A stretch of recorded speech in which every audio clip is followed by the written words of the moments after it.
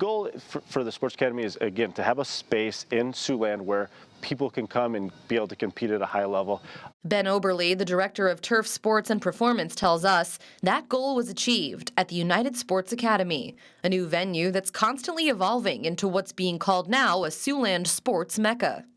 Every time somebody comes in here, we've changed something in the last few months. And even though this new facility is in its infancy, they're already home to indoor softball, baseball, soccer, volleyball, and basketball, along with new batting cages and a training gym. And if the building looks familiar to local residents, it should, once housing the massive Gateway computer operation. Parents come in from Gateway Computers, are like, oh my gosh, I don't even remember. Like, I remember this is where my desk was at. Like, they can show you, like, hey, this is where I physically was at. And so when we ripped the second floor out and put the ceiling in, I mean, it's been really kind of a cool transformation that the building's had. So what inspired this former college athlete to take the lead on such a large project? We went up to Sioux Falls. We looked at the Performance Center from Avera and the Sanford centers that they have up there.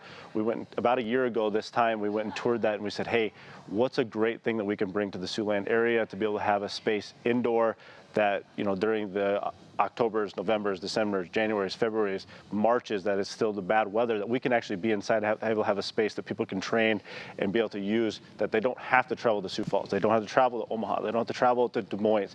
And speaking of Des Moines, I always say this kind of jokingly, but really serious.